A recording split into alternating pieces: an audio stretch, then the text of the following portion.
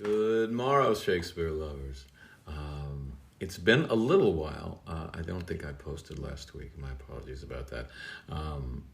I had thought that I was going to have time when I came back to my home in Los Angeles after being on the road for a while. That did not happen. Life just came in a wonderful way. You know, I'm busy, but it's all good. I just didn't have time to come and prepare a new scene with you today. It's another short scene, and it's interesting. You know, we've been having a few short scenes in a row here, and what can be lost in this is the pace of the play. So these are little droplets. This is another very happy scene. This is just before the marriage of Romeo and Juliet. And these are little droplets of happiness that are being sprinkled in. They're just delightful, and they're not big dollops, you know. They're not extended scenes. They're just enough to charm the audience and make them fall in love with these characters. I just wanted to talk a little bit about the nurse and Friar Lawrence. You know, like arguably these two characters are getting Romeo and Juliet killed. They are facilitating them getting together. The nurse by carrying messages back and forth, and of course Friar Lawrence by actually marrying them.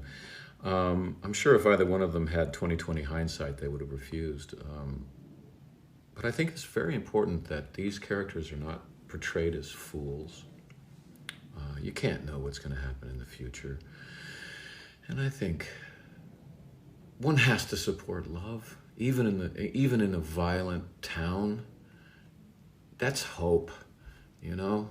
And if these two young lovers are united, it might bring peace to Verona. You know, there's great reason to hope.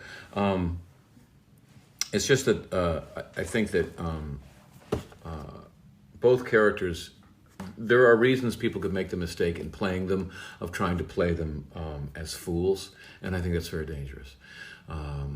Specifically with Friar Lawrence, you know, the nurse is a comedic character, but she's strong. I think she's smart. I don't think she's educated, but who cares? And I think that she is Juliet's mother in all the important ways except biology, you know. Friar Lawrence is a wonderful mentor to Romeo. And I think that, you know, it reflects well on Romeo. I've mentioned it before that he chooses a priest to be his mentor. Like he's not a gambler, you know. It's not a Henry V situation where you have a Falstaff as the mentor, like dragging him down into gambling and whoring and all of that. It's not an actor, you know, who's gonna like lead him into sketchy stuff. It's not a merchant who's going to teach him how to make money. It's a priest who's really going to be talking about important things. To an Elizabethan audience, you know, having a priest as your mentor would be maybe the wisest choice. And Friar Lawrence is just brutal with Romeo. He's constantly going, "Oh no, that's not right. Think of it this way, man." And I think that he's only doing that because they have a relationship where that's allowable. That Romeo is a teachable person. That he's not. Friar Lawrence is not afraid that Romeo is going to cut him off if he tells him what he doesn't want to hear. You know, Romeo can take the truth, and I think it speaks well of both of them. And I think that Friar Lawrence is a very wise man, and I think he should be played that way. Anyway, so it starts out, the friar just says, "So smile the heavens upon this holy act, that after hours with sorrow chide us not." Basically, it's nighttime. And the friar is saying, you know, heaven is smiling on your upcoming marriage, young man. It's not raining. The weather is pleasing. It's a wonderful, beautiful night, and even the heavens are saying so. And Romeo says, "Amen, amen. But come what sorrow can, it cannot countervail the exchange of joy that one short minute gives me in her sight. Do thou but close our hands with holy words, then love devouring death do what he dare. It is enough I may call her mine. That's a little foreshadowing.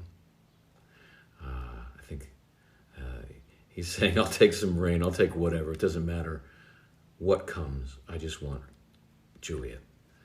And Friar Lawrence gets a little brutal. He says, these violent delights have violent ends, and in their triumph die, like fire to powder, which when they kiss consume. The sweetest honey is loathsome in his own deliciousness, and in the taste confounds the appetite. Therefore, love moderately. Long love doth so. Too swift arrives as tardy as too slow. So there's a lot of good stuff in there. Very, very famous line. These violent delights have violent ends, often quoted. And in their triumph they die. Like fire to powder. So this is back before bullets, and when you fired a gun or a cannon, you had to pack the ball in first, and then you had to have some wadding, and then you had gunpowder first, then the projectile, then wadding. You had to do that separately, and then you had to light it on fire, and it was all single shots. So he's just saying, if you love so passionately, it's probably going to burn out, young man. Take it slow. He's like, it's impossible to take it too slow. They're getting married. He couldn't stop that. He was trying to rein Romeo in before, but that failed. So now he's still arguing to, don't give over to the full fire of love. It might burn out like as quickly as firing a cannon. And I love this. The sweetest honey is loathsome in his own deliciousness, and in the taste confounds the appetite. That thing, if you eat too much honey, it's kind of like, it's too much. It's too sweet, and it ruins your appetite. Have you ever had baklava? You can only have one piece of that, man. Try 2 baklava. Ew, too much. And this beautiful line, therefore love moderately. Long love doth so. And then he's just so brutal. He goes, and then Juliet enters, and she's quiet.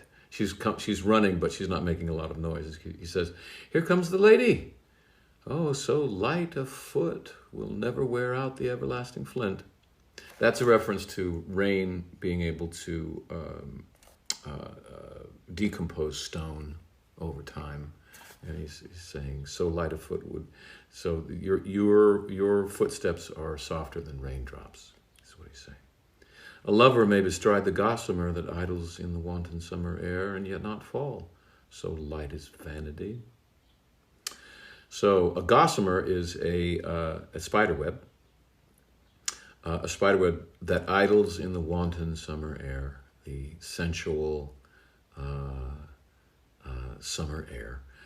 So a lover could run along a spider web and yet not fall. So light is vanity. Vanity is an interesting word. It really is meaning transitory earthly love. But it does mean that, but the secondary meaning is kind of pejorative. It's kind of a little critique on the dangers of love.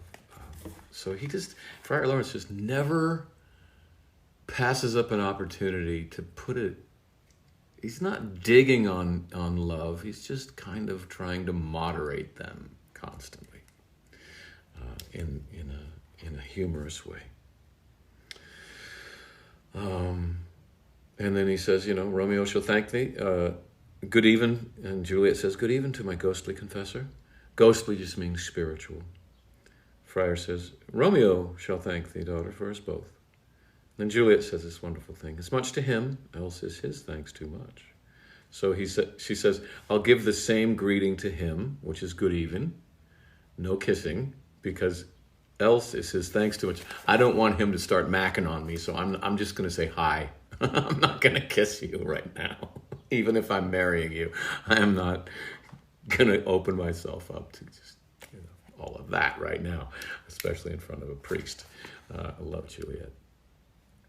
And Romeo says, "Ah, Juliet, if the measure of thy joy be heaped like mine, and that thy skill be more to blaze in it, then sweeten with thy breath this neighbor air, and let rich music's tongue enfold the imagined happiness that both receive in either by this dear encounter."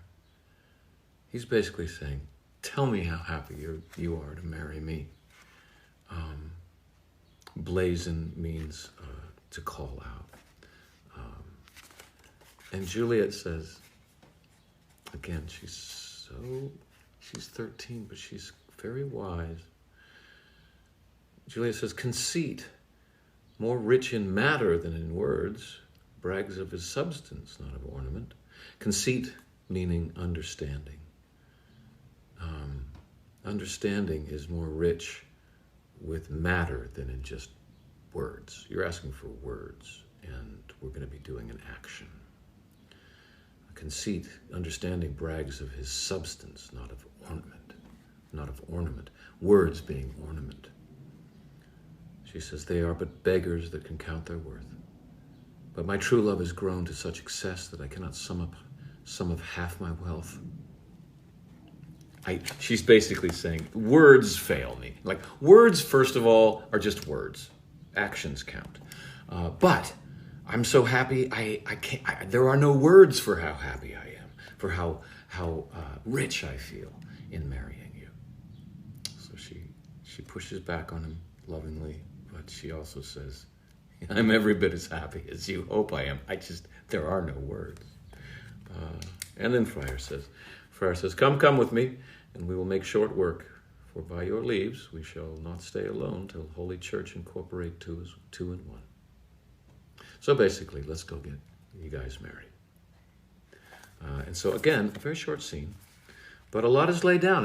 This is one of the great things about Shakespeare. He's able to do a lot with a few words. Again, the friar is laid out as a wise man who's not afraid of speaking the truth. He is trying to keep them from fully giving over to the just spirals of passion. And Juliet is revealed to be a very smart 13-year-old, indeed. But the whole thing is just awash in love and hope for the future. And when next we meet, the wide, violent world is going to start pushing back.